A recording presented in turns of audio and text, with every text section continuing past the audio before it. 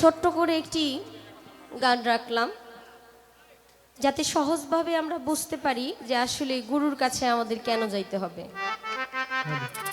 এখানে অনেক মিডিয়া আছে, আমার মিডিয়ার ভাইরা সম্পূর্ণটা ছাড়বেন, কারণ আজকে সামান্য কারোর সাথে গান না, আজকে সত্যিকার অর্থেই গুরুর সাথে গান। ওনার অনেক ভক্তবৃন্দ আছে, আমরা অনেকেই অনেকের কাছে শুনি। কষ্ট হইতেছে বাবারা আপনাদের?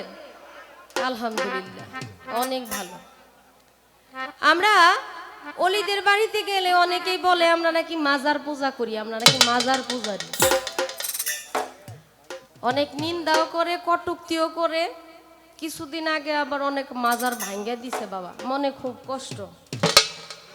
আপনারা থাকতে এত বড় দুর্ঘটনা ঘটলো। আচ্ছা, যা হইছে হইছে, আপনি পবিত্র কোরআন থেকে আমাদেরকে একটা দলিল দিয়া যাবেন যে অলিয়া উলিয়াদের দরবারে আমরা যে ভক্তি সেজদা করি এইটা কতটুকু যুক্তি। পবিত্র কোরআনে তার প্রমাণ আছে কিনা? এই যে মানুষ যে আমাদেরকে এত কিছু বলে, আপনি সুন্দর একটা প্রমাণ দিবেন কোরআন থেকে, যাতে আমরা এটা মানুষের সামনে বলতে পারি যে দেখেন কোরআনে এটা লেখা আছে। আপনারা যে আমাদেরকে কষ্ট দেন।